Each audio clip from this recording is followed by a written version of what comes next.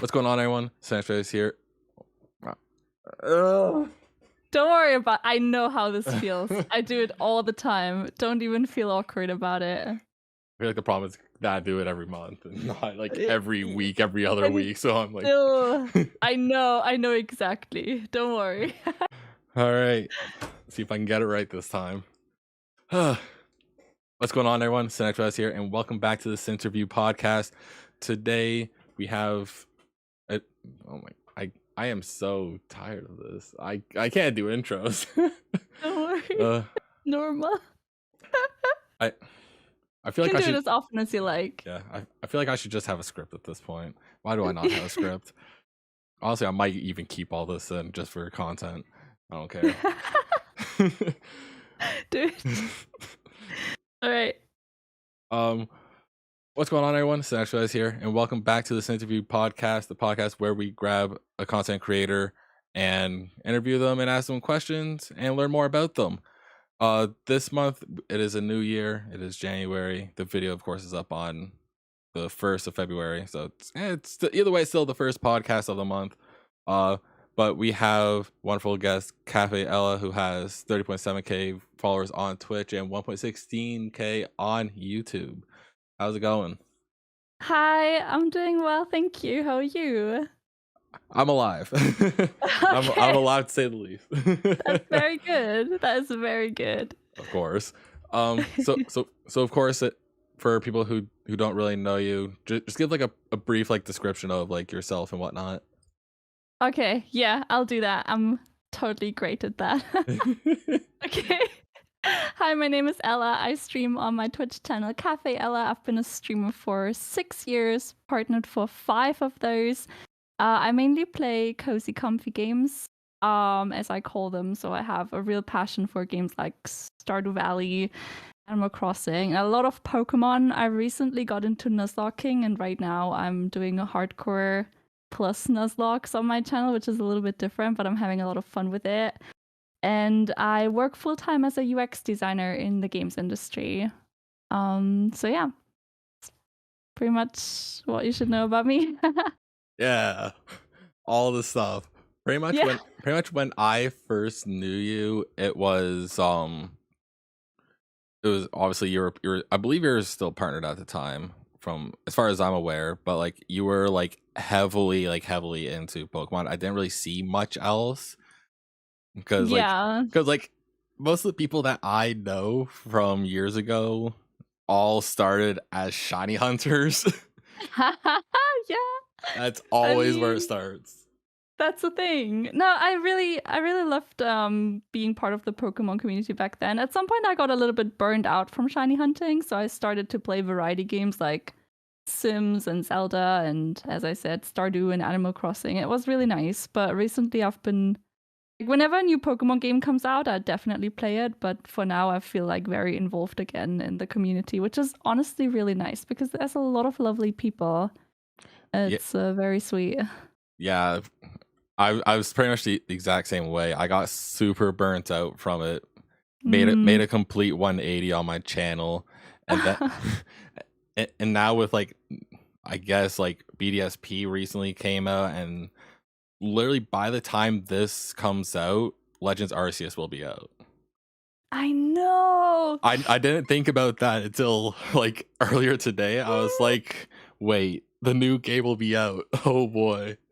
Are you excited? Oh yeah, I'm actually super excited. Like for once, because like normally I'm like, oh, it's just gonna be the same standard run of the mill. You go to the towns, go to the gyms, pretty much fry through the game with one Pokemon and start shiny hunting. Yeah, for sure. But this one, it's gonna be so cool. I'm actually super excited to try a more open world style. I normally haven't gone into open world for the most part. Like a lot of people like say it's like the design wise, it looks a lot like Breath of the Wild, for example. Yeah, I love Breath of the Wild. I have not played Breath of the Wild, and I have never finished a Legend of Zelda game, so I don't know how well this will go. I mean, Breath of the Wild is not a Legend of Zelda game, not a classic one. Like a lot of people say it's just not a Zelda game, but it's amazing and I love it. And I know you will hopefully love it too. And that's why I think I'm really excited, because I feel like a lot of us always wanted the open world Pokemon. Like there was always, I don't know, as long as I can remember, people wanted to be like, oh, what if this was like more 3D, like an RPG sort of. And now we get it. And I kind of can't believe it. And I'm very excited to see how that goes. Yeah, which I was honestly kind of expecting the games to go sort of in that direction, especially with how Sword and Shield had like their wild area, which is the closest thing to like Yeah. open world-esque in a Pokemon game that we've seen. For sure. And also with the Switch having all those possibilities. The Switch is just such a great console too. Yeah, Yeah. I actually just recently ended up modding my Switch, so I'm pretty excited to start messing around with that a little bit. Nice. Oh I, my god. I need to mod mine too. I could, but like mine is moddable, but I haven't done it yet. Yeah, See. surprisingly enough, it's not that hard to mod it. I'm just scared to brick it really, but we'll see how that Yeah, goes. like I've modded in my time 2 3DSs and now the Switch, so like the Switch wasn't much of a problem for me. Okay. I'd say if you haven't modded a Switch, I was actually talking to, I think it was MBFish on Twitter there, Yeah. because they were asking about Switch modding and whatnot. So I just ended up linking them everything that I use, and they're like, how long do you think it'll take to do it? I was like, for me, it took like an hour.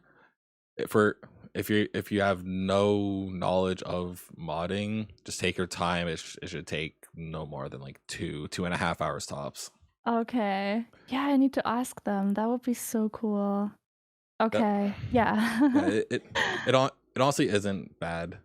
Like I All wanted right. to, but like I was always so nervous of getting my Switch banned. Oh, yeah, I guess so. I But mean, it's not my main Switch. yeah, Yeah, so it will be okay. yeah, But mine is my main Switch. oh, okay, yeah, that makes a bit riskier for sure. Yeah, which I mean, it is what it is. But like, there's like super easy ways to like get like around it. Just it's pretty much don't boot up the firmware and go online is pretty much what it comes down to. Okay, So okay. I'm like done. Say no more. All right. Yeah, I don't want to like sound like I have, a lot of. I mean, I do have 2 Switches, but only because the Animal Crossing Switch was so beautiful and I had to get it. I'm sorry. I'm like such a sucker for limited editions. So Yeah, I honestly don't blame you. That Switch when it came out, I looked at it and I was like, this is so adorable. Low key, I right. want it, but I know I cannot be shelling out that type of money.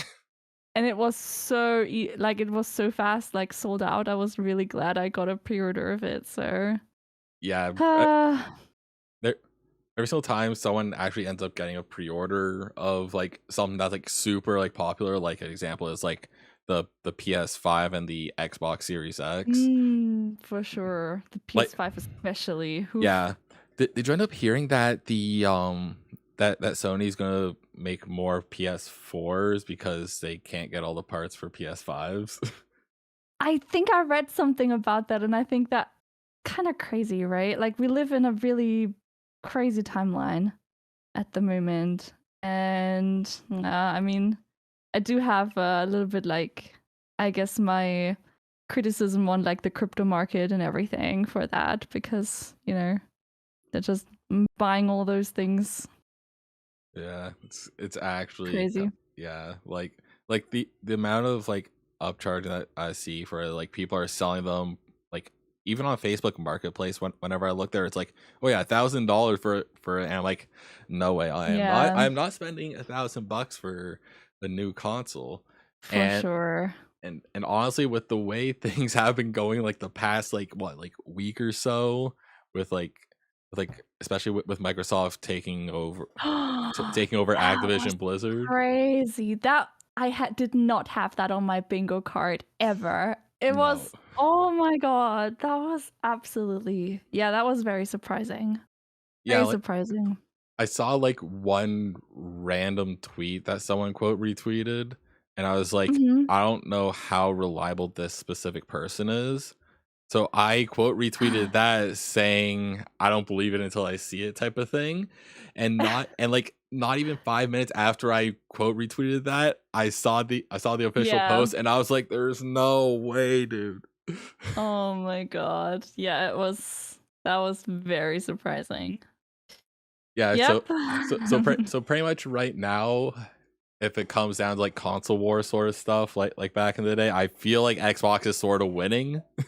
Mm. Cause like for Activision-Blizzard, they had like Call of Duty and like COD was like had like a lot of like PlayStation exclusive stuff.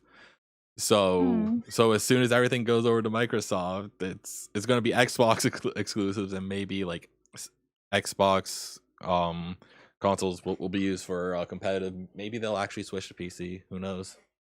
Yeah, it's actually really, really. I think I read that it's currently like not clear at all what happens to Call of Duty.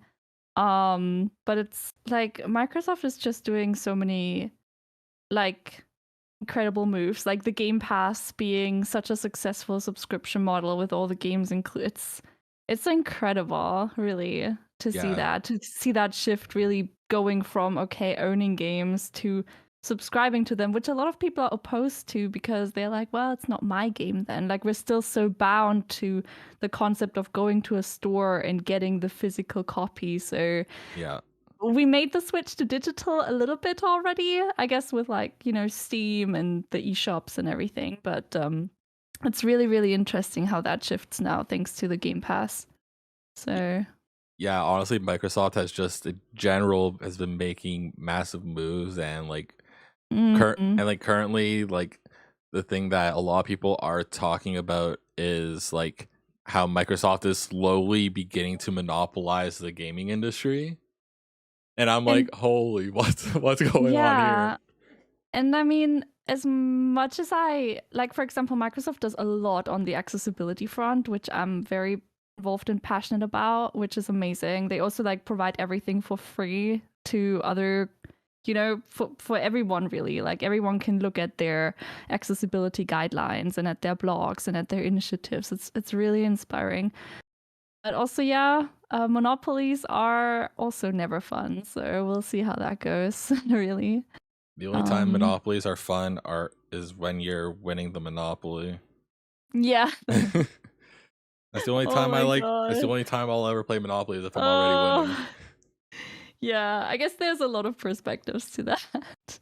Yeah, there's just The board game. yeah, like 2022's literally just started and there's already so much information that's going around for like there's like For different games and sure. stuff. Like literally before we started recording, I saw people talking about how Activision wants Microsoft to bring back Guitar Hero or something like that too. Yeah. I think we're gonna see how it goes. But Yeah. also like in regards to that, like just getting so much information every day. Sometimes I don't know how you feel about it, but sometimes I just lay down on my bed and I just stare into the void. Like I just Yeah. need to get away from it because it's always so much.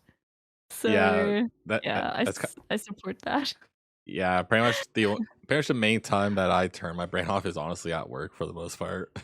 Okay, okay. Just because my job is like I'm pretty straightforward about like what I do. I'm pretty much a delivery driver. Yeah. Like I You just have look like I so look much respect for that. yeah, Oh my god. I literally just deliver packages and that's all my day is. So like while I'm driving my brain's like turned off and I'm like either listening to Hmm. podcasts or listening to like music and whatnot. Is it a stressful job? Do you think it's stressful? Mm, it's yes and no, I guess. Like it's Mm. stressful because COVID and whatnot, and Mm. because of this job, I'm pretty high risk of getting it. Which surprisingly enough, knock on wood, I have not gotten it yet. so so that's a plus, and Uh, the the most stressful times are at Christmas time, which was when I was hired. So mm. uh, Yeah, oh my gosh, yeah. Christmas for sure. Christmas, Uh, like every day I was doing shit, I was delivering like 50 packages a day. That's a And lot. and now since it's not Christmas, I do like 20, 30. That's still a lot. It's not too bad when like half of it goes to one place. Okay. so But so so like hypothetically, I'm doing like 12 to 15 stops normally okay. in like Still. an 8-hour day, so like it's not bad. Yeah, it still sounds demanding though. So yeah, definitely. Driving is taxing though, that's for sure. Yes, I hate driving. Like, I should not. Like, I haven't been driving in a while because I live in a city and I don't need a car. But I also kind of don't wanna because I'm not. I'm kind of like not scared about my own driving skills. Like, I think I'm an okay driver. I got my driver's license first try. Which probably doesn't mean a lot, but it wasn't terrible, okay? But I'm always like scared of what other people are doing. Like, Yeah, I'm incredibly scared of that. I'm honestly the exact same way. Okay. Like when I was living back in Ontario, um I I would have to commute to Toronto, and I was like, I'm not driving to Toronto. I will take the bus. I will take the subway. I will do everything in my power to not drive down there because I don't trust anyone who drives in a city. Yeah, cities are especially tough to drive for sure. Like, I don't know how people do it. I don't know how people stay so calm as well. Like, especially when I don't know. Um it's yeah, I really don't like doing it. Maybe one day I have to when I like maybe live somewhere else, but yeah, until then I try to avoid it. Yeah, exactly. Until then, absolutely not. Yeah, for sure. So so earlier when I first like met you and whatnot, when I knew you and whatnot, I knew you under the name as Elarg. Yeah. I want to know why you changed the name. I like that Oh name. my god. A lot of people tell me that. I miss going into the chat, all caps Ella, and then just slam my face on the keyboard. Some people still do that, so don't feel like you can't do that anymore just because my name was changed. Sorry, what? I was just about to say that I get terrified that I'll just get bopped by like Automod or something. No, not at all. Because every chat I'm in, Automod does not like me at all. Oh my god. I turned off Automod because it was buggy and it wouldn't always like ban weird things that were not ban worthy. And it didn't ban the things that were ban worthy. So I don't know. It was weird. Anyway, I did change my name. Yeah, I made my Twitch name without really thinking much about it. I didn't think that I would do this for 6 years. So back then, my boyfriend at the time, his brother actually always called me Elark, and I was like always laughing about it. It was so funny. Like he was very funny. And so I made my Twitch name. And fun fact, I had Elark with 4 A's first, and then I forgot the password for it, so I made Elark with 5 A's. When I started streaming. So yeah, I thought it was just funny. But at some point especially once I switched my content, right? This was kind of after switching to variety. I believe it was in 2018. I kind of didn't really feel like a big connection to the name anymore. And also it was kind of a bit of a cleansing act after like changing my content. So I was like, okay, I wanna kind of be more the theme that I had picked for my stream, which was coffee and coffee time, and we did that with LARC too, but my name didn't really reflect that. And then on top of that, it was really awkward when I met people at conventions and they asked me about my Twitch name, and I was like, well, it's LARC with 5 A's. It's like, all right, so how do you spell this? And then every single time someone puts it in, it's too many A's. Or I myself had to count every time I would post my link on Twitter. Like I was like 1, 2, 3, 4 every time, and I was like, okay, CafeEla works. I like CafeEla because cafe is kind of like the place, like the community. So it's like a name dedicated to the community where we hang out rather than, just me and then Ella, obviously, as my name. So it kind of checked out. Yeah, pretty much the name CafeEla gives more of like the chill, cozy vibe that your stream typically is. Elarg just screams caffeine crackhead to me. Yeah. That's what I get out of it. And I feel like that's not my stream at all. So I was like, okay, well. It's definitely not. You're not up running around just screaming at the top of your lungs. Yeah, for sure. It was kind of, Yeah, because that's what I would picture an Elarg doing. Yeah, I think so too. It was kind of funny that I was the complete opposite. And there's something about expecting certain vibes in certain streams or stream names. So I felt like this was a positive change. But something I did, which I do not recommend, is I changed my name while I was live. Oh, what? You did that? Yeah, I just wanted to see what happens. So I changed my name while I was live, and all my viewers were sent into the void. Because suddenly Elarg didn't exist anymore. And everyone was kind of like gone, and I was like, oh, I think I made a mistake. Oh my god. Yeah, because then as soon as you do it, that page is completely null and void. There's not even a chat for you to be like, hey, I'm over here now. Exactly. All the viewers were just gone. Oh boy. And I was like, oh man, I think I made a mistake, but it was fun for science. It was great. To be honest, I think that actually could have been a really banger YouTube video. Oh my god. That would have been so good. Honestly, if I would have been into YouTube back then, I think there would have been a lot of stuff that I could have put on YouTube, but yeah, it's okay. I have my clickbait title now. We're good. Okay. What happens if you change your name live? Ella changed her Twitch name live on stream. Find out what happened. Find out what happens after the break. Oh my god, it's a good stream meme, really. Sometimes some of my viewers like to remind me of it, and it's honestly always a really fun memory. I was like, yeah, I did that. Honestly, I wish I was there because that would have been absolutely fire. I would have been cackling more than I already am. I'm glad. I'm glad. See, that's like all I want to do. I just want to make people laugh. Yeah, for the content. Yeah. And because the world is cruel and sad, so we can all use some laughs, really. Yeah, that's true. Especially over the past, it's over 2 years now, right? Is it still March 2020? It's almost 2 years now. Oh my god.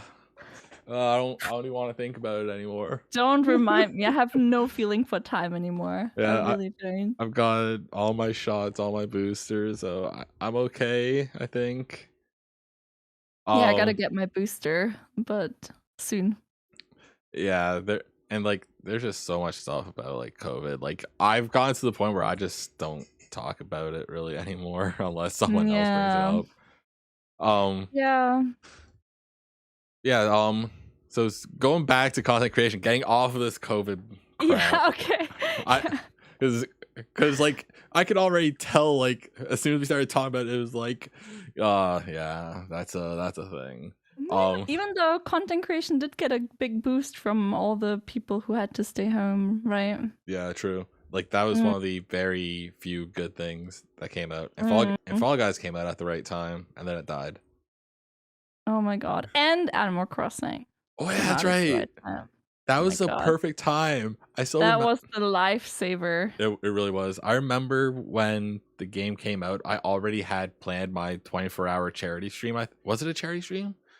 It was some sort of 24-hour stream. I don't remember what it was for. I feel like it might have been charity, but it was funny enough the same day that Animal Crossing came out, I'm pretty sure. Oh my gosh. It's either the same day or the next day, and or the day before. and I did a full 24 hours of only Animal Crossing. Oh my god. I got burnt That out is- immediately. Oh, really? I I- played the game for like 3 months straight, and I think I made like over 500 hours in that time or something. Yeah, Oh, I think a lot of the burnout that came from me was, well, obviously doing it for 24 hours straight. That yeah. that will kill anyone.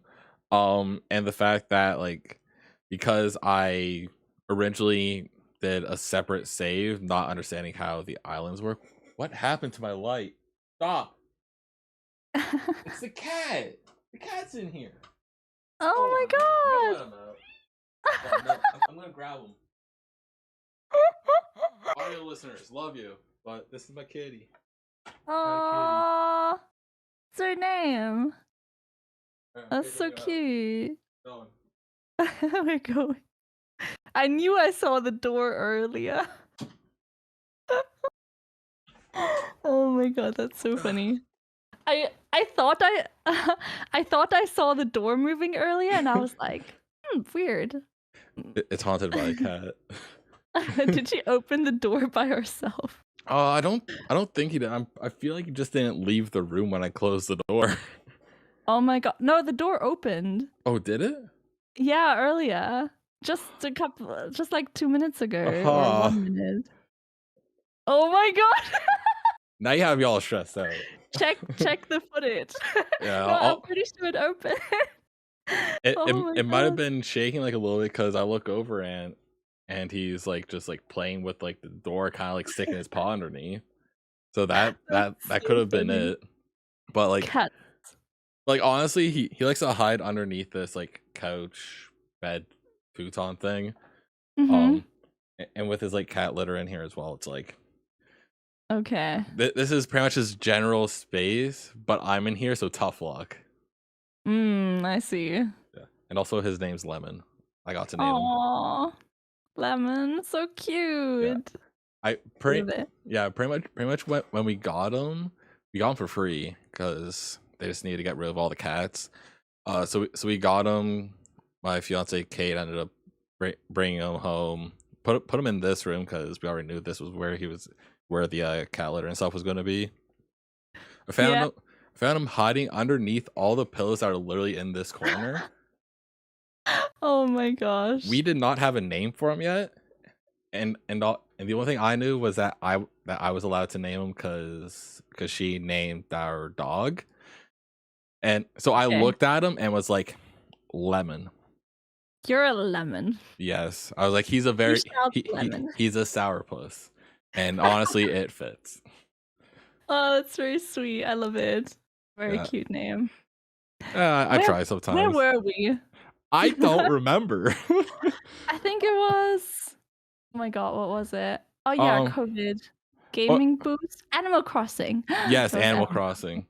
Yeah. Also, I need a new chair. This one keeps sinking. It's stressing me out. Oh no. Chair companies, please sponsor me. Please sponsor, please. Please give me the hookups. But yeah, Animal Crossing. I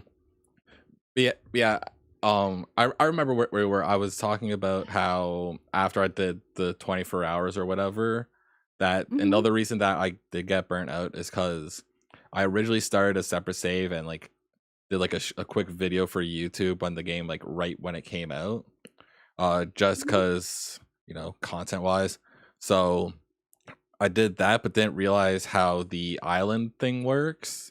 So that second profile was the main save for the island.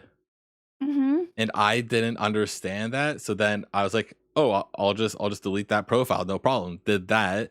I went on to my main profile, went onto the island. I can't progress any farther on that island. And I was just sitting there just like catching bugs and everything. And I was like, why am I not getting any more progress? Oh no. And then I spent like 10 minutes trying to figure it out, and it's like, yeah, this isn't the main profile. I'm like, what do you mean? So I had to completely delete the island. Luckily enough, I had a friend that I gave all my bells to, so that way I didn't lose much. I still had Okay. I had 6 million bells by the time I restarted. Oh my god, but it's so frustrating. So Yeah, frustrating. that was after like 6 hours or something of Mm. no progress. So I was like, well, Oh whatever. no. Yeah, Oh my gosh. I was at that point where I was like, it is what it is, I guess. I'll find something else to Mm. do. Okay. There's always games. Yeah. Speaking of games, what actually got you into gaming and whatnot? Oh, that's a very good question. So I am one of 4 kids, and I'm the only girl. I'm the second, and back then, when I was probably about 5 years old, I would say, my older brother, really wanted to have a Game Boy Color. And because my parents were like, well, we don't want you to fight over this, I'm gonna get one too. And I was like, I don't know what it is, but I'll take it. So I got a Game Boy Color and my first game, and oh my god, I got like really into that. That's why I love handhelds so much, because I grew up with handhelds. It was like the only console in our house. And that's why I'm like really fond of like all the handheld games. And I never got like an N64 or a PlayStation or anything. I only had my Game Boy. I was very happy with it. And I obviously like I've gotten, got into Pokemon. My dad brought the yellow edition from the US, and I didn't speak English at the time, so I didn't really know what was happening, but there was like this little yellow thingy following me, and I was just running around having the time of my life. And then Red and Blue were released in German, so I finally understood what the game was about.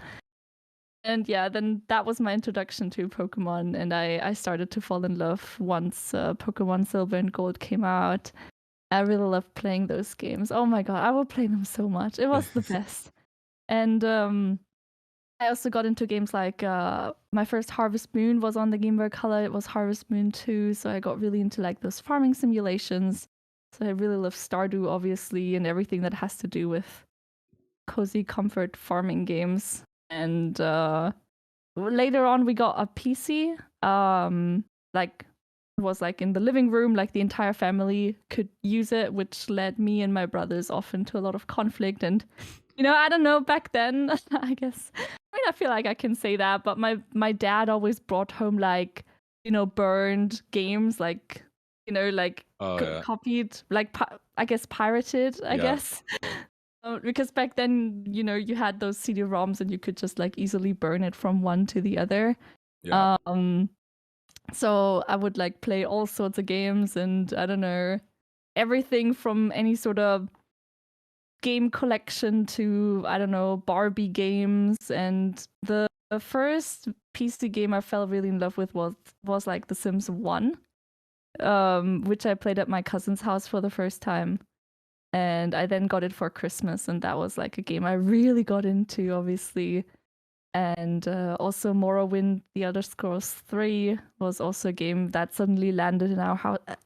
Games would just appear in our household sometimes, and I didn't know where they were coming from. But I just played them because I was like really into it. And I don't know, that's how I fell in love with them. It's really nice. So it's actually my older brother's fault that I became a gamer, which is funny because he wasn't into games for a very long time.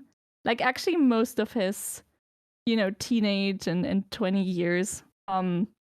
But he got a Switch last year for his birthday, and I think he's into that again now, so that's nice. You gotta show him the ropes of Animal Crossing. Yeah, I did show him Animal Crossing. He's really into Breath of the Wild, actually. He really likes that. Yeah, I've honestly been wanting to pick up Breath of the Wild, but I'm waiting for it to go back on sale, and I feel like Nintendo doesn't want to give me it. Yeah, Breath of the Wild sales are very rare because it's still selling so well, I believe.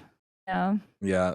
Like the newest game that I've picked up is Mario Party Superstars, I believe. I got that one too.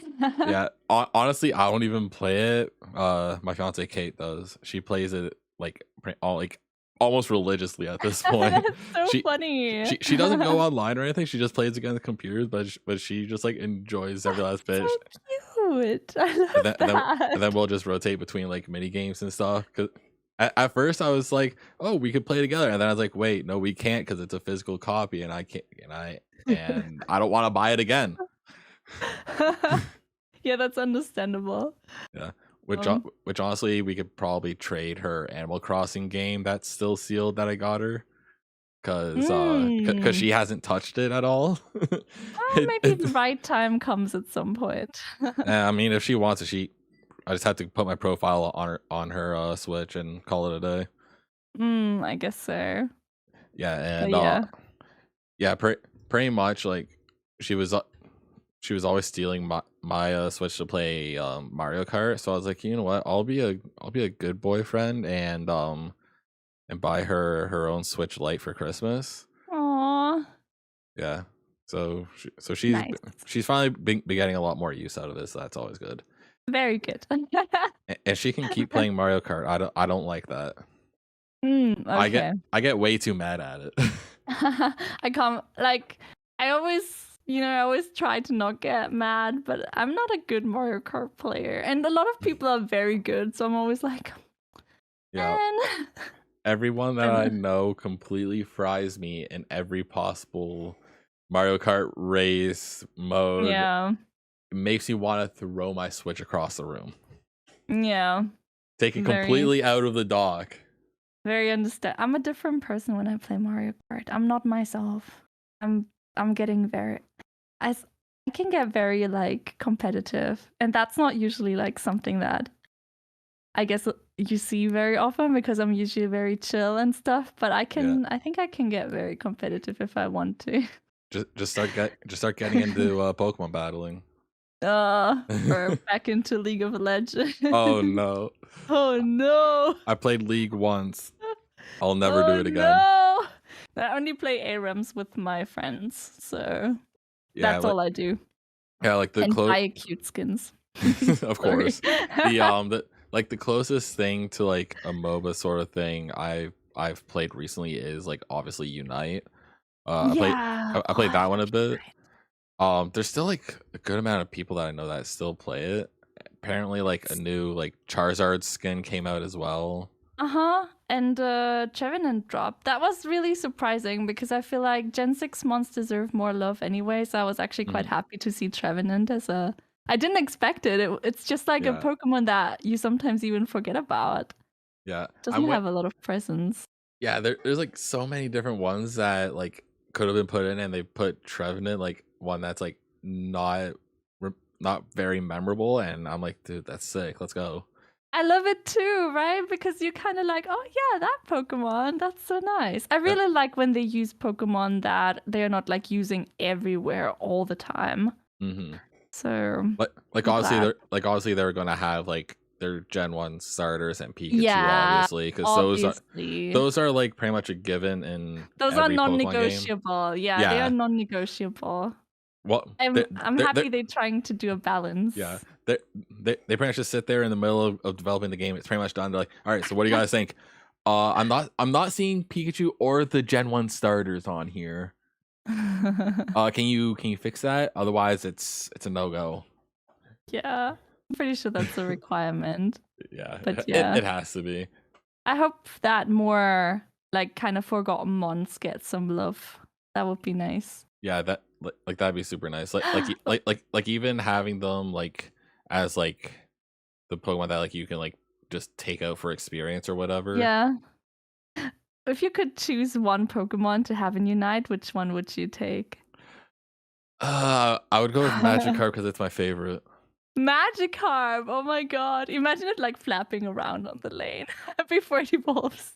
That would be cute. Like it would. Like I feel like it would have to be a jungler because there's no way they would give it the capability to actually take anything out. Well, I mean, they could, I guess. But yeah. Who knows? Like behind me I have like a shiny Magikarp plush, so nice. It's not. Oh my goodness. You can kind of see like part of it very faintly right there, but it's very hard to see. So, do you want to know which one I would pick? Sure. I would pick Gothitelle, Oh, that one would actually be really good. right? I think that would be so sick. The more I think about it, the more I'm like, yeah, that one would be really good. I think that would be really nice. And like, I haven't used Gothitelle in forever because it was just not in the game. So I really miss it. I used one in Gen 6, I believe. So I believe like it was used for like a little bit for like Gen 8 competitive because of like the shadow tag and whatnot as well. It's also really bulky, which you wouldn't expect. Yeah, it can be a terrifying thing to just have in your way a little bit. Yeah, for sure. Oh my god. But yeah, I think there's a lot of potential there for Gothitelle. Team Gothitelle. Yeah. Like I could see Gothitelle having like traits of a mix of like Gengar and Gardevoir, honestly. Yeah, right. That would be perfect. Yeah, I would like that. It'd be super sick. It would be. Oh my god. Okay. And now you're getting all excited for something that doesn't exist. If they ever like implement Gothitelle, I have to like refer back to this interview and be like, I said it all along. You'd be like, I called it. I called it. I knew it. Yeah. Oh my god. So speaking of like Pokemon wise and whatnot, I noticed recently you've been doing a lot more like art streams and like painting like the Pokemon cards and all that. Yeah. Which I also didn't. Which I did a bit of research and didn't know that you were like super into art as well. Yeah, always been. It's kind of funny, but first art experience was drawing Pokemon for my kindergarten friends. So wholesome. Yeah, no, I've always like I talked about this with my mom just on my Christmas break because I would like paint a little bit at home, and she was like, you always painted, like you always did that, like from very young age I would always just paint or draw something, and obviously I was lucky enough that it was like encouraged, right? I mean, obviously I never got like any like formal education on it, so I definitely consider myself like very much amateur-y, but I have a lot of fun doing it, and I always like to encourage people to get into it too, because I feel like a lot of people always think that they're bad at painting or drawing, not realizing that it's a skill that takes patience and time, and just because you don't get it right at the beginning, it doesn't mean that you can't develop. And every creative skill, that's why, okay, I have like a real, well, it's not a pet peeve, but it's kind of like people always say, oh, you have so much talent, but talent really is only like 10%. 90% is just practice and persistence, really. So I know that everyone can learn it, so I like to always promote that a little bit. Yeah, like especially when it comes to like a new skill, like you actually have to be putting the time into it to be able to get anything remotely out of it. Yeah, for sure. Like streaming, for example, is like one of them. Like you've been at it for like, you said 6 years. Yeah. And like you're still going and progressing and getting better at different things when it comes to it. So it's like, here we are. Yeah, it's fun, and I also always want to like emphasize that society as it is right now, we always feel like, or the way we're raised, we always feel like we have to really excel at things for them to be fun. Like, obviously with, social media and us just showing our best works and our best angles and our best skills, no one shows like the progress anymore, how to get there. And that's why we think, oh my god, everyone is like really amazing at everything, and if I can't do that, I don't have a reason to show it. But that's not at all the case. I think that you have to just fail over and over again to be successful at something. And also the fact that you don't have to excel at something to have fun with something. And a lot of people get their fun taken away by comparison, by like looking at others more than at yourself, which is very natural, but it also takes the fun out. So it's really nice to like consciously do something that you're like, well, it doesn't matter how good I am at this, this is fun. So same for streaming, right? I don't know, streaming for a very long time already. And I mean, I don't know. I've seen a lot of like people grow much bigger in much less time, right? But I'm still having fun doing it. And that's kind of the main thing. Yeah, exactly. Like with like I'll be honest, I'm terrible at comparing myself to like others when it comes to like things either like I'm learning or things that I've been doing and finding out Yeah. someone's better than me at it. I'm like, what am I doing wrong? How do I get better? And then I get frustrated and then give up on it. Yeah, it's so normal, but I think something we really need to internalize is that we're not doing anything wrong. And that also, like, you know, different people have different journeys and bloom at different times. So to really respect that and to like, it's okay to look and to like see others. And, you know, I also think that jealousies or like, yeah, I think jealousy is like something that is not talked about very often.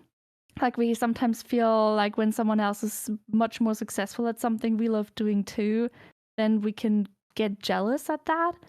But that's just a normal feeling, and it doesn't mean that we mean any harm to the person who is successful. It's more like we're questioning ourselves, right? We're feeling insecure about ourselves, and that creates that feeling. But to really accept that, first of all, which is like very hard, and then second of all, to like really consciously pull the focus back onto you and what you're doing, and you're like, well, I do my thing, and I believe in the things I do. I think that's the important part. So it's not like not having these feelings, but it's more like how do I deal with them? Really. Yeah, exactly. Like there's just so much like compare like times where like people will just like compare themselves to others. Like Yeah. it's like you said, it's a hard thing not to do, but like if you can manage to get past that and just keep working on how you're progressing and not on others, it's definitely Yeah, a for lot sure. helpful. Because like an example that I'll give is like when I'll be honest, when I was in the Pokemon community and I would see people who like started after I did and just Yeah. and just getting a massive blow up, I'm like, what am I doing wrong? Yeah, Why for am I sure. not in that position? But then I'm like, you know what, it is what it is. I'm doing my own thing.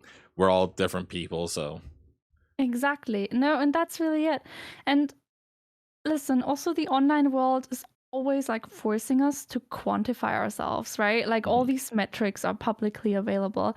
But we're humans and we're so much more than just our viewership or our follower amount. Like numbers come and go, but you being the person that you are and you building the community that you do build, that's the more important thing. And that's not something you can quantify, which is why it's much harder to compare, which is why we often see those things ironically. Because numbers are very simple and one dimensional and we can like compare them, and I'm just as bad. Like I'm struggling with it still after 6 years. I will sometimes have days that are not going great, and then I'm like, is my stream dying? Is it is it time now? Is it this the beginning of the end? But it just it just goes like that. And something I also want to say is about these numbers and milestones. They are not very long term goals. Like once I don't know about you, but whenever I reach a milestone, like a certain sub amount, a certain follower amount, a certain viewership over a certain time, like when I reach those goals, they become like normal very quickly. And then we want more, right? Like if you have 10 views, you want 20. If you have 20, you want 50. If you have 50, you want 100. If you have 100, you want more. And that's why these goals really mean anything. And they don't have like a long-term impact, and they will never satisfy you in a way. So it's really much better to put yourself and your values onto other pillars. Like I'm not saying numbers are not important or you should ignore them. Like there's a whole meta to it, but also build your foundation onto other pillars, like why you do this, what you love about it, the games you love to play, the fun you have streaming and creating. And that's much more sustainable than any number will ever be. So yeah, exactly. Like I hear so many like larger streamers like talking about it, because like one person I watch a lot of like mainly on YouTube because I can't just Mhm. sit in a stream for hours anymore. So Mhm. and like I've heard Mizkif mention this over and over again. Like numbers, like the more they go up, the more you want more of that, and then the more Yeah. depressed you get because you're not hitting Yeah. those new numbers. Yes. And it's no different from you being small than to someone being big. And the person that tweeted about that was Dr. Lupo actually, Mhm. and he tweeted something about saying, "Oh, he feels like a small stream compared to these." And that was the moment where I was like, "Wait, everyone feels that at every size. It doesn't matter how many accomplishments you have. We will always like not see those things and always see the things that we don't have." And then I was like, "You know what? I kind of don't want that, and I'm gonna like actively try to concentrate on the things that I actually do have." Yeah, and exactly. and that changes. That's a game changer, really. Yeah, exactly.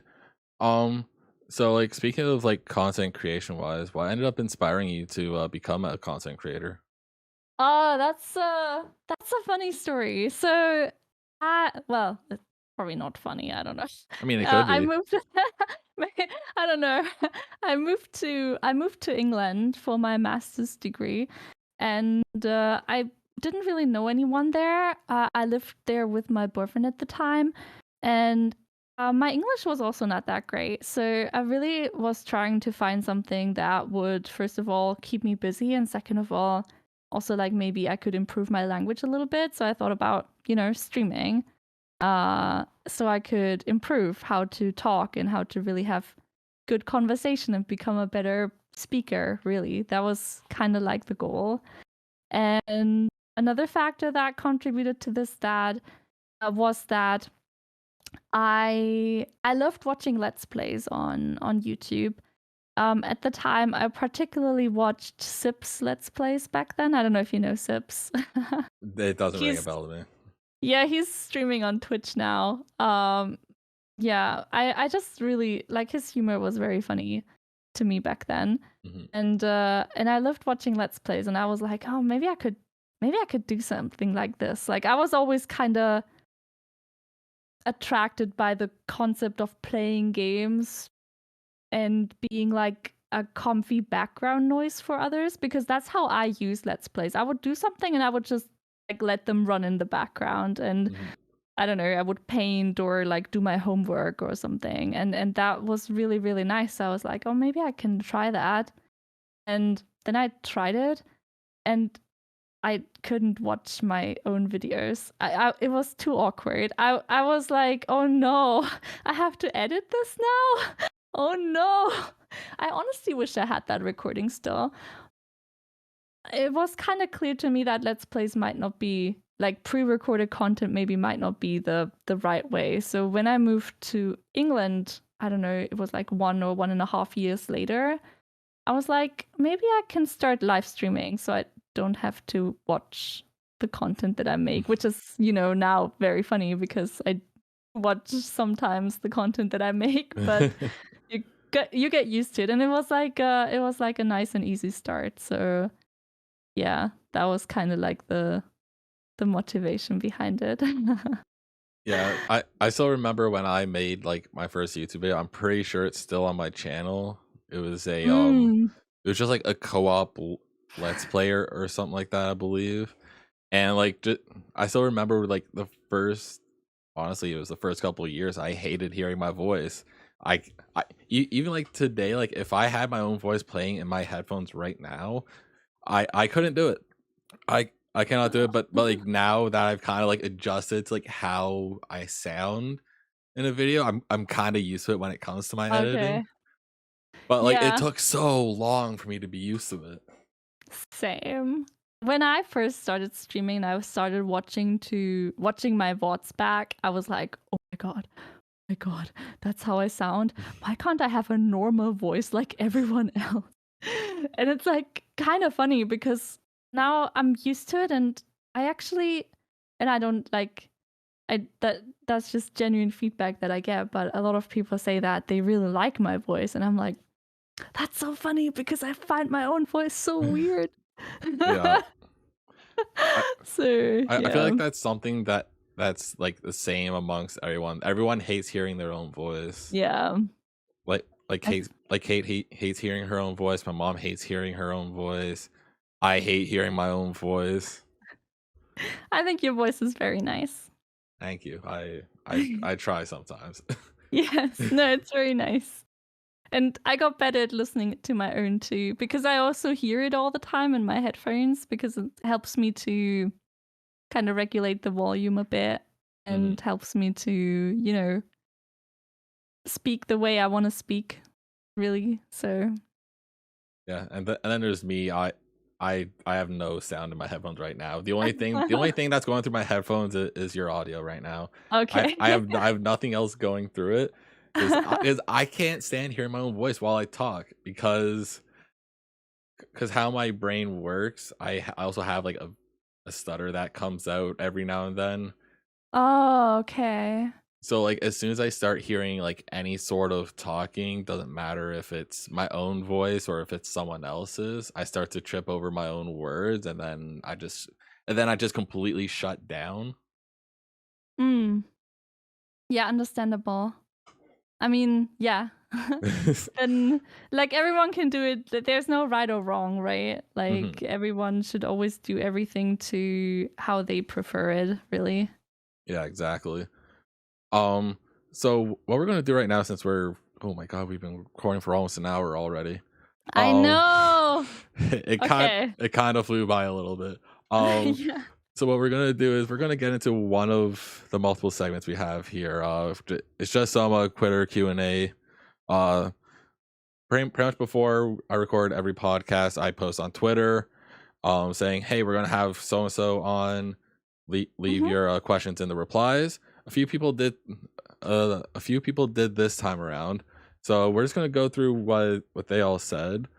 So the first one here we have is NBFish420, who we actually mentioned earlier, and they said, if she were to open a cafe, what would it be like? Hi, MB, I love you. If I would open a cafe, what would it be like? Well, obviously, it would be very cozy. I have like a very warm sort of autumn color palette going on, so I feel like I would definitely do that in my cafe too.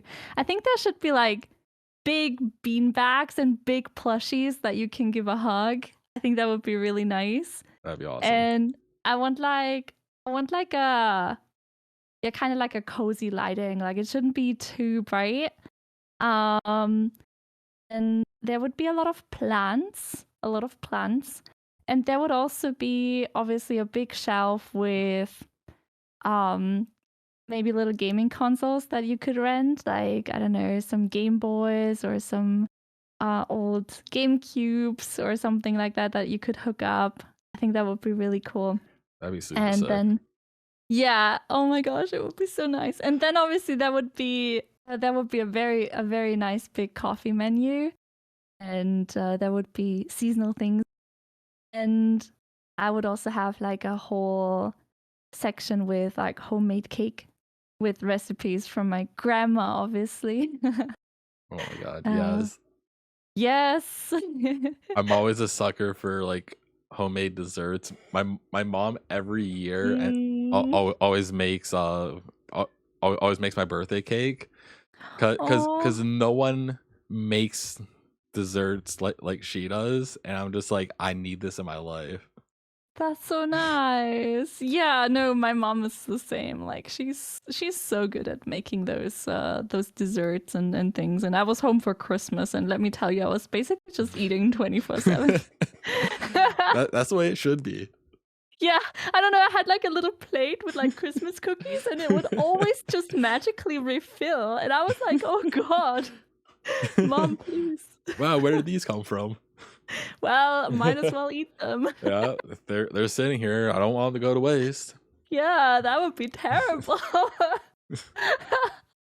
Oh my god, yeah. That cafe actually sounds fire though.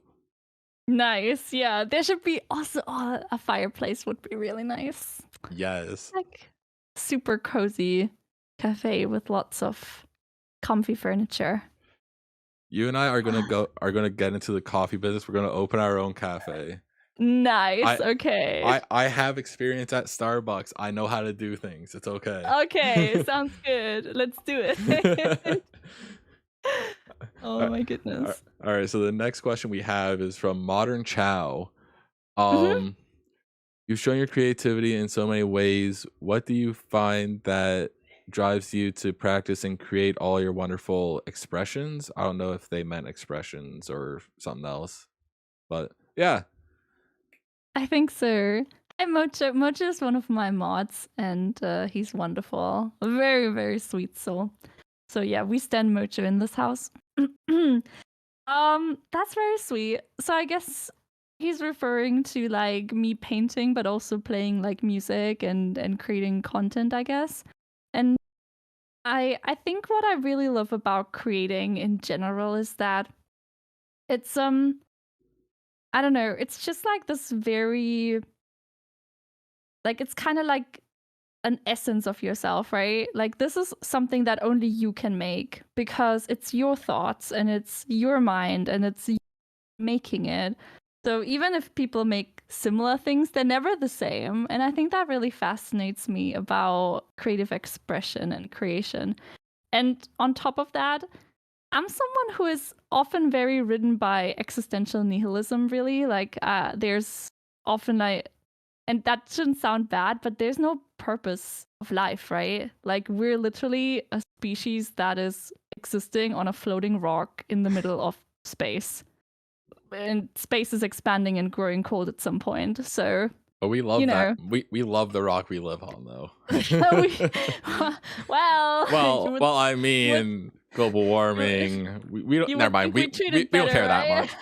We don't care that much. Never mind. Oh my Scratch gosh. that.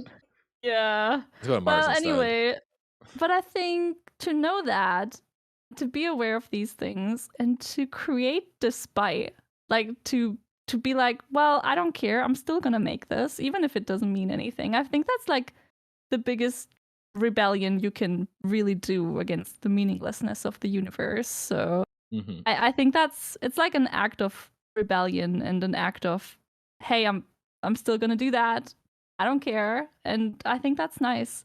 Because we have very limited time on this earth, right? And yeah, it's really nice to find ways to express our thoughts and maybe leave something behind that can be a positive influence for others. amen. That got very deep. I'll be honest, I have nothing to add on to that. I have no reason to add to that. That was perfect, spot on. I'm all for it. Yes. So we have one more question, which is really 4 questions. We have Chocolate Kieran. Kieran, why'd you ask so many questions? Why are you like this? Kieran, I love you. Which funny thing, Kieran was also one of my first podcast guests, actually. So if you guys haven't checked that out, you guys should. Spotify, Apple Podcast, my channel. Yes. Yeah. Anyways, we're not here for Kieran. I mean, I'm here for Kieran. I mean, aren't we? I mean, we all are. We all are. we all are. Let's be real here. Yeah. If you guys are here for Kieran and not Ella, hit that like button. Yeah. Do it. Do it. So anyways, first question. I'm not gonna go through all of them at once because that's just too much. So the first one is what are you most proud of yourself for in the past year? Oh my gosh. So anyone who knows me is gonna know that my last year was like particularly challenging. Like it was a really rough year for me and my personal life. But I think what I'm most proud of is that I learned, or at least I made the beginnings to learn how to distinguish the things that I feel like I have to prove that I can do them and the things that I really want to do. Because I'm always like someone who is very determined and ambitious. Like if someone says I can't do something, then I'm going to be like, oh, you'll see. I can do it. But to really like listen to myself and be like, okay, is this actually something you want to do? Like, or is this just something to prove something? Right? I think that's sometimes really hard, especially in this society. So I'm really happy that I'm still not like, I'm still learning, but I'm happy that I'm making progress with that.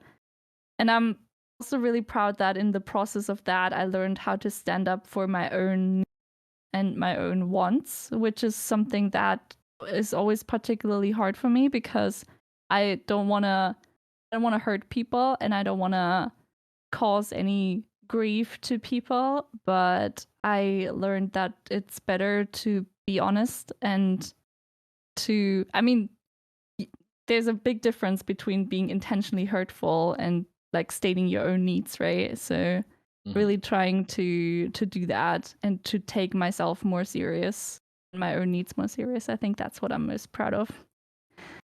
Yeah, that like that's definitely something that a lot of people don't necessarily have the grasp of. Like Mm-mm. I'm also one of those that's still trying to get there.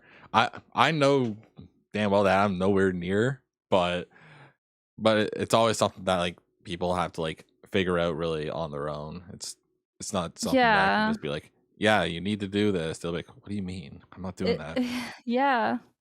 It takes time, and I think the journey is the goal here, really, because when are we ever somewhere? Like, when are we ever arriving at, like, oh my god, this is the goal, I never have to do anything in my life again? No, these are decisions you make every single day for yourself. So Mm-hmm. it's really important to keep that in mind, that we don't make these decisions and don't,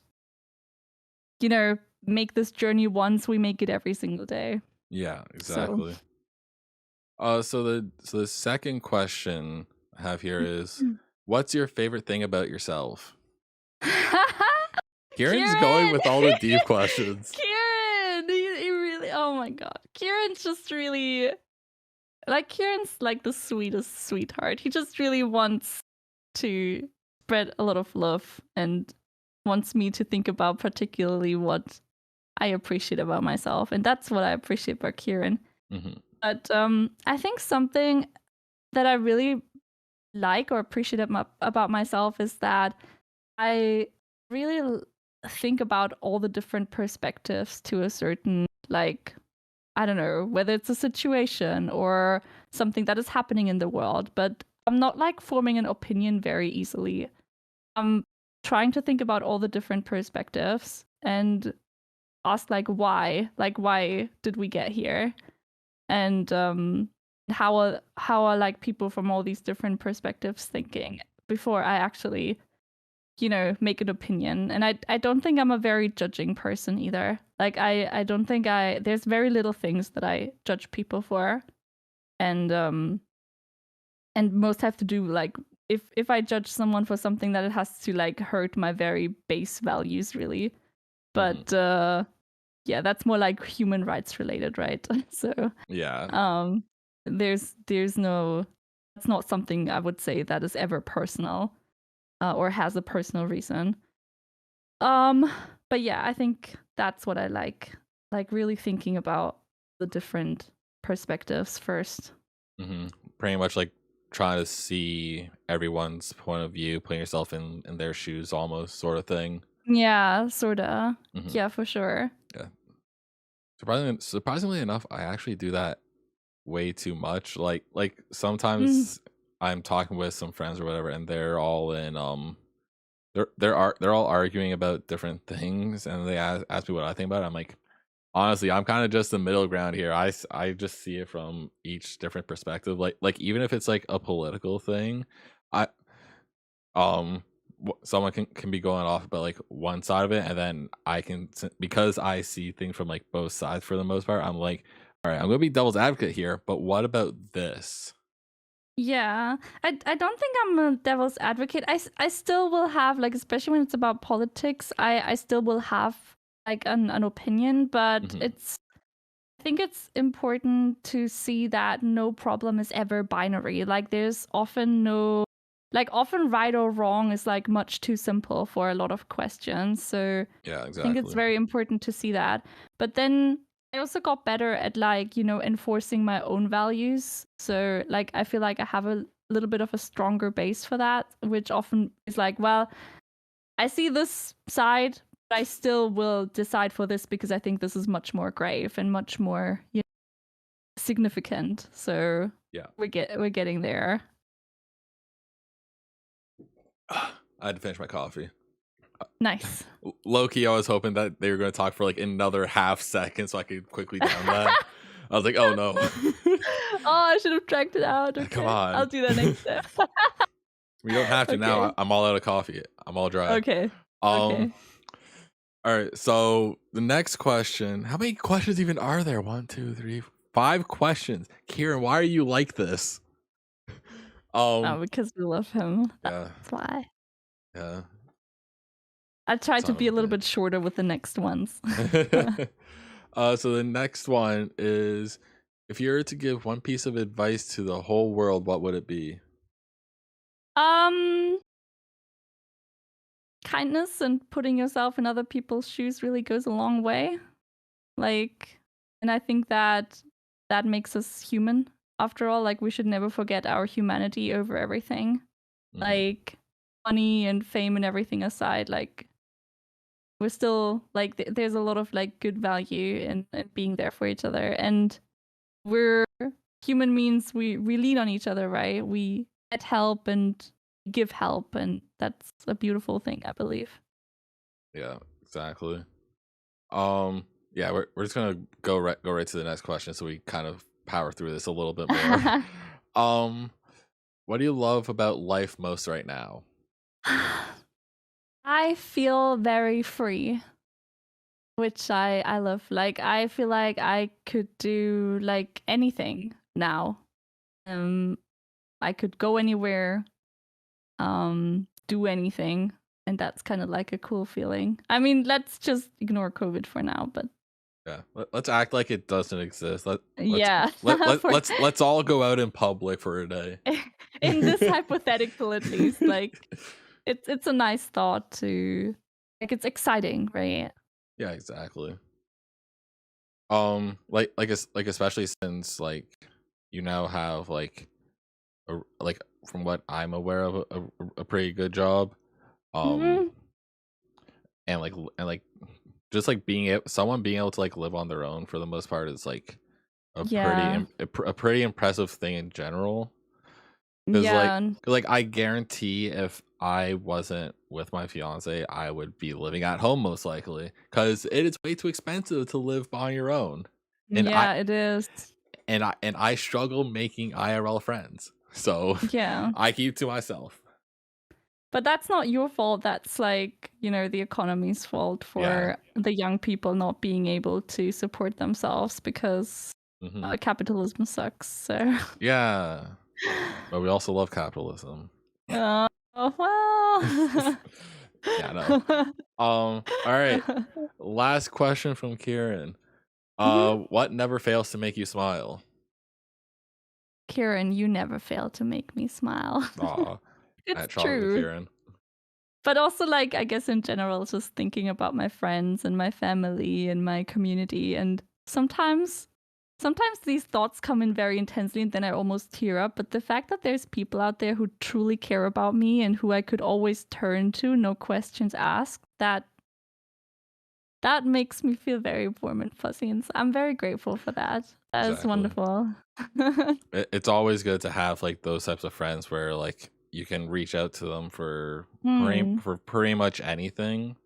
I have a handful of those. My 2 best friends they're in a different province from me back in my hometown.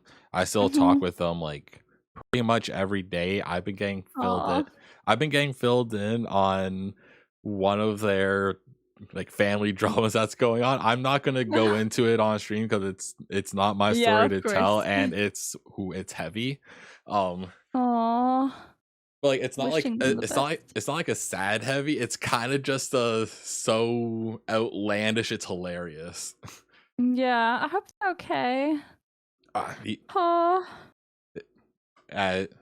Honestly, it's all good. He laughs about the whole thing because it's just I'll be honest, it's a total shit show, and it's hilarious. Oh my god. And all 3 of us just laugh at and crack jokes about the whole thing. Okay. Yeah. At least you can do that together. Yeah. That's nice. Exactly. Um, But yeah. yeah, that's all the Twitter questions. Woo! Thank you, Twitter. You're amazing. Yeah, shout out to Twitter. If you guys aren't following either of us on Twitter, you guys should. I'm assuming it's just CafeEla on It's Twitter. the CafeEla, because CafeEla. CafeEla is taken, unfortunately. It's an inactive account, which is very sad, but you know how it is. I don't know how it is because my name is always available.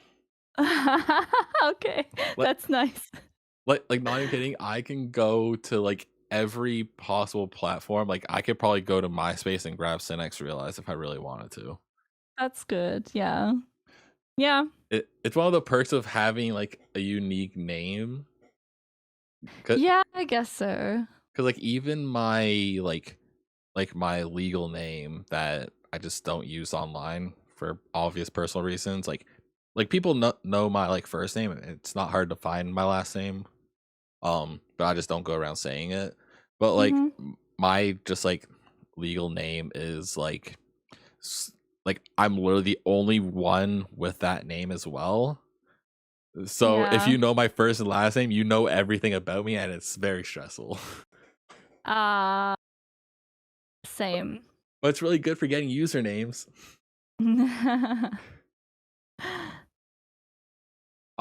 Let's see. Oh yeah, so we're gonna hop back into like the coffee topic for a second here. Yes.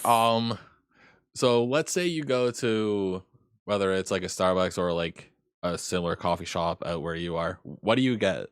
Oh my god, my coffee order. Yes, I get usually an oat milk latte in the biggest size available, obviously, because otherwise it doesn't really pay out to go to the coffee shop. And for me, at least, I don't know. I don't have it close, so I'm always like taking a big one. And then I get either 1 pump of vanilla syrup, or if it's pumpkin spice latte season, I get 1 pump. I get 1 pump pumpkin spice latte, and I'm totally like standing up for my basic girlness, really. Basic white girls all around. Yeah. It's just, I don't know. It's I like it. I mean, I don't blame you. When I worked at Starbucks, when pumpkin spice lattes were around, I was drinking them. Nice. Oh my god. I was drinking them. I was making them. I was slowly hating pumpkin spice over time, but then it comes back, and then it comes back the next year, and then I like it again, and then it's just another cycle. Yeah, I only get like one a year. I feel like the past 2 years at least, because I didn't really go out a lot, and a lot of stores were closed here too, so it wasn't like I could just go out and get one very easily. But like for me, it's very important that it's only like 1 pump of syrup, because everything else is too sweet for me. Yeah. So I just like the hint of it, really. Yeah, I ended up figuring out like that I actually kind of like oat milk, and when it comes to like lattes and stuff. Nice. Like almond milk, I don't like coconut milk. Coconut milk, I like it when it's cold in a drink, but I don't like it. But I don't like it when it's like in like a latte. It's not really the greatest. For sure. But like oat milk his like whenever I go to Starbucks, it's kind of like my go-to to have in a drink. Nice. That's really good. I like when like I've been vegan for like 3 years now, or 3.5 years. I always like when people are like thinking that plant alternatives are like actually cool, and I like that oat milk is so widely accepted now. Yeah, the funny thing is like at the Starbucks I worked at, like we heard that we were going to be getting oat milk for like the longest time, but we were like, we don't know, we have no idea when we're actually getting it. And then when we finally got it, everyone was like, oh my god. And I'm like, I don't care. And then I tried it, and I was like, you know what, it's not bad. You know, the hype was justified. the hype was somewhat justified, yes. Actually, fun fact, we had oat milk much earlier here in Europe. But that's, I think, because in Europe every single Starbucks is franchised. It's not really Starbucks, it just operates under the Starbucks name. Oh, okay. So the US, I believe it took I'm pretty sure it was like figuring out contracts and stuff, right, with deliveries and suppliers. So here they had oat milk like maybe a year before the US had it. So every time I went to the US and wanted to have an oat milk latte, I was like, oh yeah, that's right. What you do is you just uh, what you do is you just come in with your own oat milk. Be like, here you go. here you go. Please use this. No, Please I use didn't this have. and nothing else. Yeah, Should have done that. I actually had no idea that you were vegan. That was just something that I like haven't heard about you at all. Really? Yeah, Yeah, it's not like I don't know how, but I don't promote it much because mhm, I genuinely I feel like there's always the stigma about vegans and people always feel like they have to tell their opinion about vegans whenever they encounter one, but yeah, I genuinely don't mind what you eat. I just want to eat my food like yeah, this and exactly. that there's that. Yeah, because like the stereotypical vegan is like, I'm vegan, you shouldn't do this X, Y, Z, and all this other stuff, and I'm like, I don't care. You do you. It doesn't bother me. More burgers for me. That's how I see it. I mean, I guess the problem is that we or like a lot of people think that they can convince others by telling them how bad something is, but actually the better option here is to actually show how good vegan food can be. Like for example, how yummy almond milk is or like oat milk, right? Mhm. So, I don't know. And I also think that veganism is often seen as something that is very like binary. You're either vegan or you're not. But you don't have to be fully vegan to have a positive impact on the environment. Like you Mhm. can avoid certain foods, for example, Yeah, and like have a or like just not eat as much of it, really. That's all there is. And no one has to become vegan to do something good. yeah, I think that's a exactly. very and a lot of people even can't. Like everybody is different, right? Like people try it and they don't feel good with it. I was lucky that I felt really, really good with it, so I kept on doing it. But Yeah, I also realized that I'm just one person and I will never force my perspective or opinion onto someone else. Um, I mean there are a lot of truths in like vegan food, right? And what I don't like is when people just straight up deny facts, like, you know, mhm. what kind of impact it has or mass production and what kind of like stuff there is. But other than that, I don't really mind or care. Yeah, exactly. Like there's one person I know that I guess they used to be vegan, but now they're more like they just don't eat. I think it's like beef or something like that. Yeah, avoiding beef is amazing because Mhm. that's very intense on the environment. Yeah, Um, Also fish, unfortunately. yeah. I Um, luckily enough, I'm not the biggest fish person, but when it comes to okay. lobster season, oh boy, I'm eating a lobster. Oh my gosh, I didn't know lobster season was a thing. Oops. I mean, it's not. I don't think it's really a season kind of thing, but like I normally only get it when it's like summer ish, something like that. Oh, I, I guess so. that's the only time that I'll really go and get some. Okay. Um, so I kind of want to talk a little bit about your you actually getting into your employment that they're at right now. I kind of just want to know like what like the process and experience has been like with like getting like into like the company and whatnot. Obviously, Uh-huh. I don't know if like the company you work for is like complete like public knowledge or whatnot. So Yeah, yeah. I mean, it's on my Twitter profile, right? I publicly disclosed that I work at Ubisoft. oh okay, Um, but I just can't like really talk about company internal things, really. hmm Like I can't speak about that because yeah, yeah, of course, uh, there's more qualified people.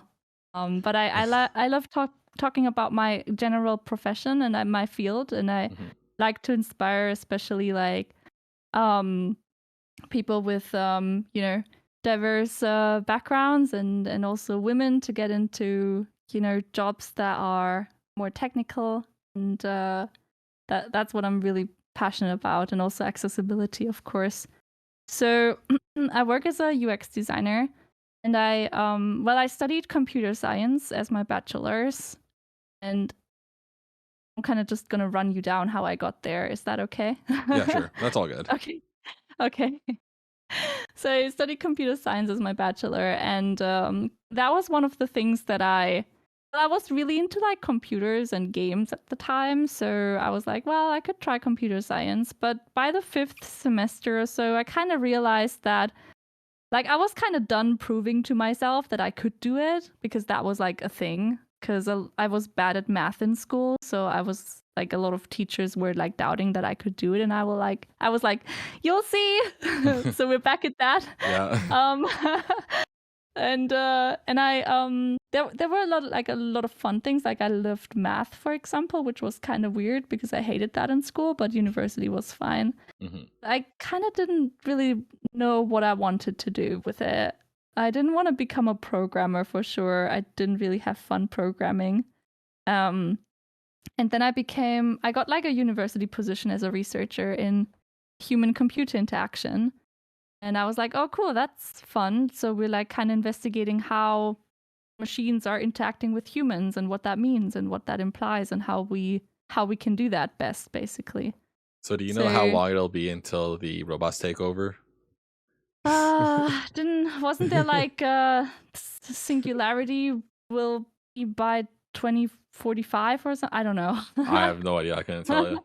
I don't know. Honestly, they might have already. No, I don't know. Yeah, We'll see. we all have an AI somewhere in our household. Yeah, it's definitely a very interesting time to live in. And it's a very interesting field, like artificial intelligence in general. Mhm. It's very interesting, and robotics too. I did both as like a class, but yeah, I barely remember. But yeah, then I was like, okay, if I really want to like do this human computer interaction, I feel like I have to do a master's. So I applied for a master's program in England, and that's where I started streaming too. And I did my master's degree, and then I was like, okay, cool. So now I'm gonna apply for jobs. And I didn't really plan on getting into the gaming industry at all, because I feel like it always had a little bit of a bad reputation. Like you Mhm. always heard of people being very overworked and very underpaid. And I was like, well, kind of studied for so long, I'm kind of not up for overworking and underpaying. Yeah. So I mean, that was kind of like an old picture. I think it's better now for sure. Oh yeah, 100%. Yeah.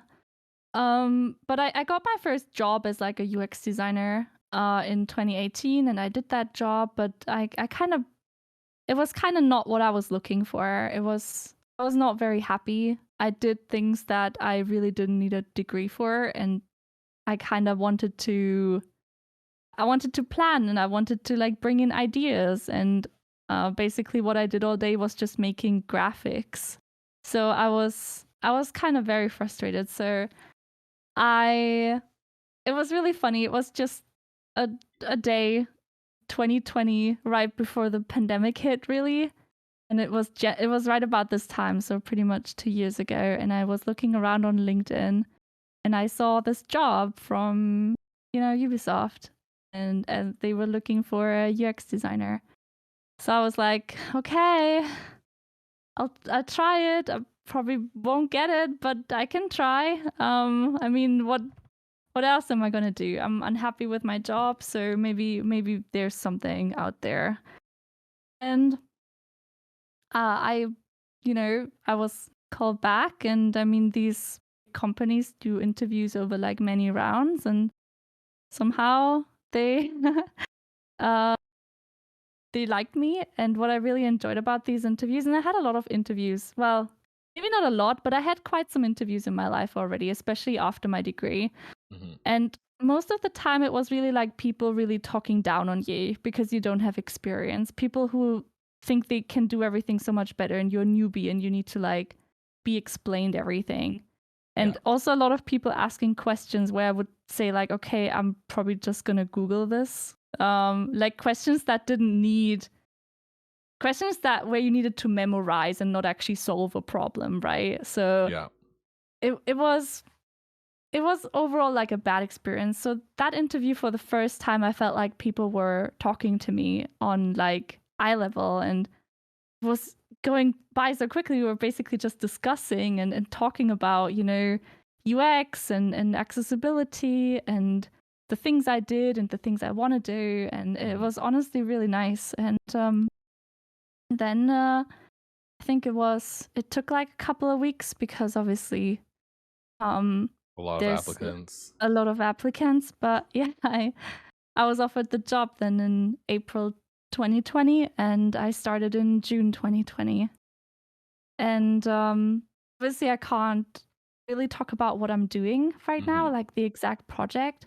Yeah. But if I can give any advice to people out there looking for like a job or their dream job, then it would really be to be yourself and to not be afraid to state your values and to not like there's a certain meta to applications, of course, like they have to be short and they have to be like all the things. But for example, what I did with my application is I didn't only put in my accomplishments for every job I had, I put in my failures too. And that's what they really liked. So I was like, okay, here's everything I accomplished and here's everything I failed at. And they really liked that because we discussed those. And I was like, well, yeah, I failed at these, but I'm not going to make that mistake again, right? Our failures are our biggest lessons. And I feel like, and we get back to like, society really not showing our failures. Like we always show our best sides and the things that we can do, but nobody shows what goes wrong. And really having that courage and standing with it, I think that makes you a much more approachable candidate. And also like talking about things that you're passionate about. Like for me, it was accessibility or like, like really helping and like having a positive impact on others beyond doing my job. And I think that really helped to show my passion and my values. Yeah, exactly. Like especially with you mentioning that you even put down like your failures as well. Like that's obviously something that no one probably even thinks to do at all. So that like alone like makes you like stand out like immediately. It's just like this person also put their failures. Yeah. There was I don't know if you remember, but there was something, I think it was like something viral a couple of years ago where a candidate sent out CVs to like really big companies and they would only list the things that they cannot do. And it landed them like so many interviews because people were like, wow, that's different. That's cool. For me, that was a little bit too edgy. Like, I don't want to just show them what I cannot do. I wanted to strike a little bit of a balance, right? So yeah, exactly. I was inspired by that, but like putting it into a more digestible format, I think. And to like really be accountable for your failures too. That's a big thing because a lot of like if you cannot be accountable for your failures and if you cannot learn from them, then you can never improve and your experience doesn't really mean anything. So I think that's a very important trait to have. Like that trait in general is just a really good one, just like to have as like a person, not even for like when it comes to like a job and all that, just like general thing instead of like something goes wrong, you blame X person or X thing. Yeah, that just doesn't work really. Yeah.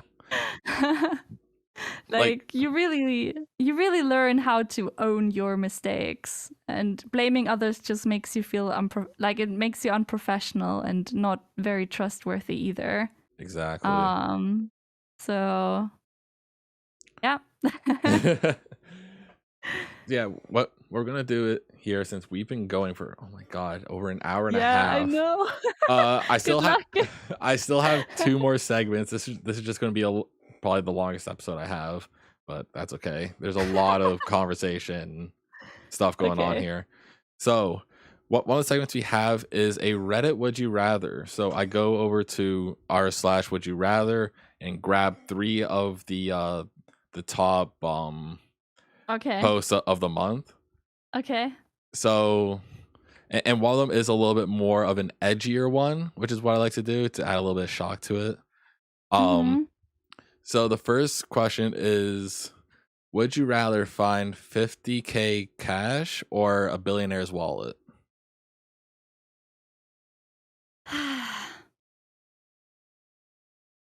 50K cash.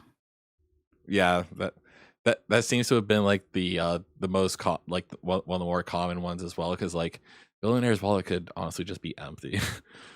Also, what am I gonna do with a billionaire's wallet? Like, first of all, most of their fortune is not even real. Exactly. Second of all, they can just block their cards, and third, I would never like touch someone else's property. Like I'm the person who finds a wallet and brings it to like the store manager and be like, I swear I did not steal this. I found this. What you do is you take the billionaire's wallet and hold it for ransom. Oh, well, I don't know. You give me $1 million or the wallet gets it. I don't think I would be the person. I take the 50 cash. That sounds easy and nice. Yeah. All right. So the next one we have is, would you rather have the power to talk to animals or turn into animals? Turn into animals. Yeah, because you can turn in like literally any animal you wanted. Oh my god. I could like just stroll around, or I could be a bird. I mean, it also sounds a little bit dangerous, but I feel like also talking to animals, I don't know if I want to understand what they say, because maybe they hate me. Yeah, it's just like under their breath, they're like, do you see that person over there? Yikes. Yeah, oh my god. It's like reading thoughts, right? Or reading minds. I'm like, that's a skill I never want to have. Yeah. I know my own thoughts, and they're bad enough sometimes. So. Exactly. Personally enough, the turn into animals one was, ow, I just kicked my desk, that hurt. Oh no. When I looked on Reddit, the turn into animals one I think was the more popular option as well. Which, like, I guess it kind of makes sense, because like if you talk to animals, you'll hear things that you might not actually want to hear. Like, exactly. Like I don't want to know what my dog's actually thinking about me. So the last one, the one that's a little bit more edgier. Okay. Would you rather save one human at the cost of 100 dogs, or save 100 dogs at the cost of one human? And the one human has to be someone that's important to you. Oh my god, that is really rough. That is so rough. Oh my god. I don't know. I don't know.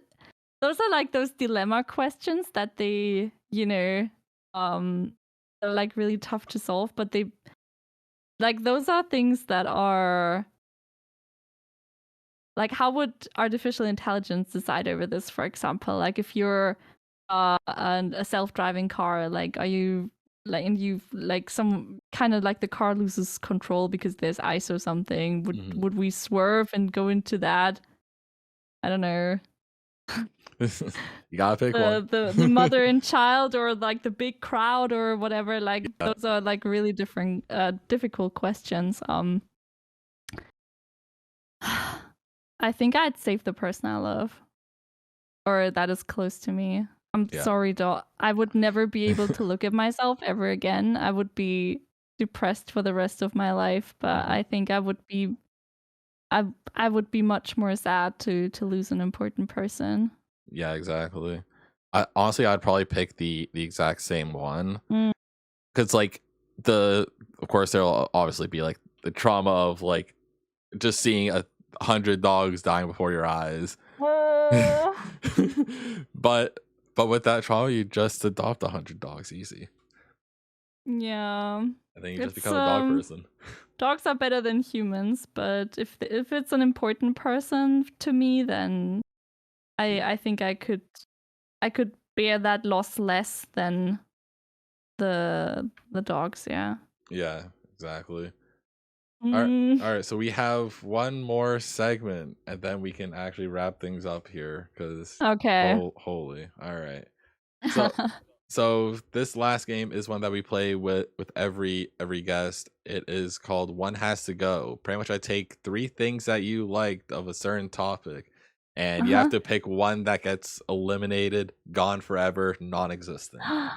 Oh my god. Okay. And we are going with video game titles.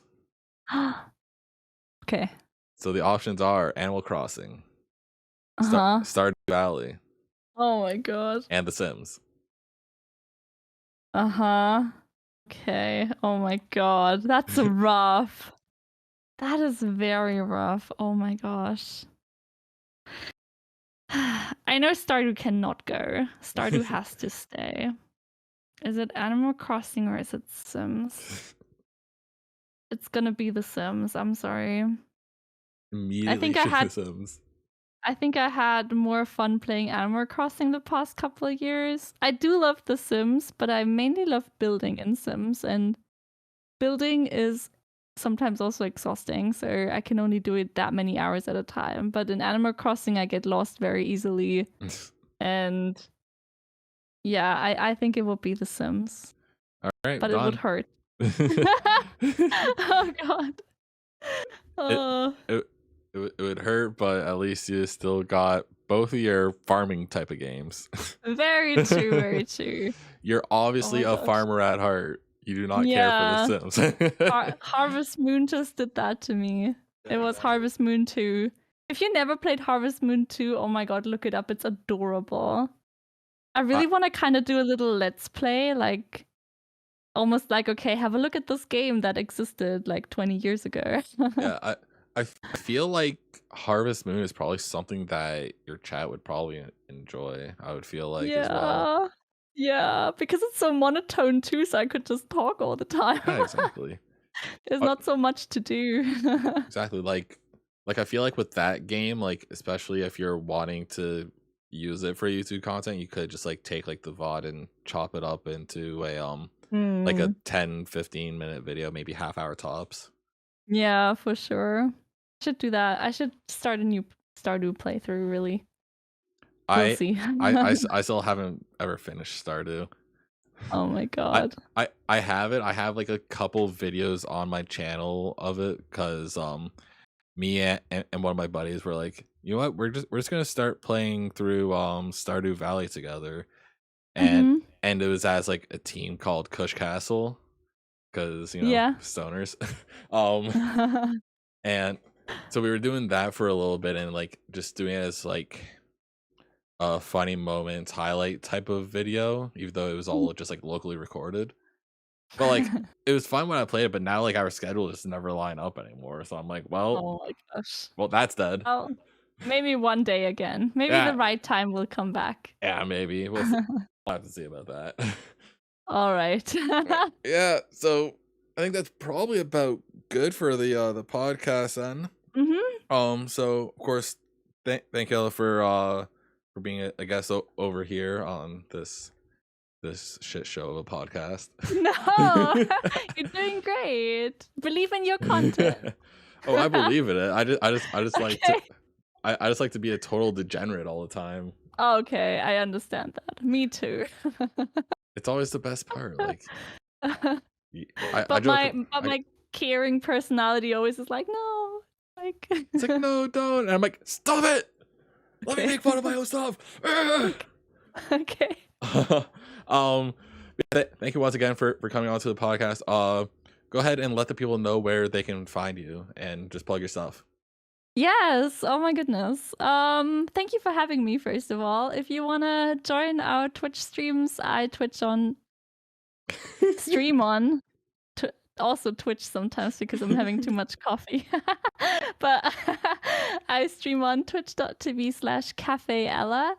And you're very welcome to join us anytime. I mainly stream on the weekends because I work full time, so Friday, Saturday, Sunday, in the evening time, European time, so noon for everyone on the East Coast.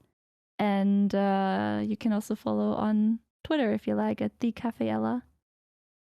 Yeah, maybe I'll see you there. Yeah. Yay! So of course that's it for the Sinterview. You can listen to this on Apple Music, or Apple Podcasts. Yes, I always get that one mixed up. Spotify. I'm not sure if I'm gonna put this on my Patreon or not. I haven't completely figured that out. but the audio version is always up a day before, so this will be up on the last day of the month, whatever it is. I think it's the 31st this month. I'm not too sure. Mhm.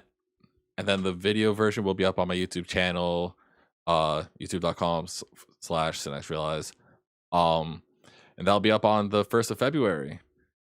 So yeah, if you guys enjoy it, hit that like button, comment, subscribe. I'll make sure to leave a link to Ella's Twitch in the description down below. Thank you. And you can check me out on all social media platforms: Twitter, Instagram, Facebook, Snapchat, TikTok. Pretty much just search for CynexRealize on most social media platforms. They'll most likely find me. But yeah, that's it for me today. Thank you guys so much for watching, and we'll see you guys in the next podcast. Bye-bye. Goodbye.